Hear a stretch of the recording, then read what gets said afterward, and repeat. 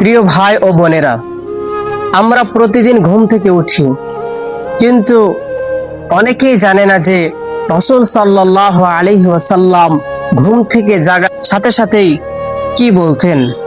আজ আমি আপনাদেরকে শিখিয়ে দেব সেই সুন্দর ছোট্ট দোয়াটি, যা পড়ে আল্লাহর রহমত ও কৃতজ্ঞতা প্রকাশ হবে। দোয়াটি হলো আলহামদুলিল্লাহিল্লাযী আহইয়ানা বা'দামা আমাতানা ওয়া ইলাইহিন নুশুর।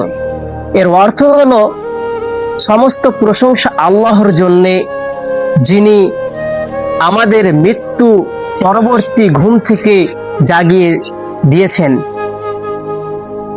আর তার কাছেই আমাদেরকে ফিরে যেতে হবে। ঘুম হলো ছোট্ট মৃত্যু। আমরা প্রতিটি সকালে নতুন জীবন পাই, কিন্তু একদিন ঘুম থেকে আর উঠব না। তাই আমরা প্রতি সকালে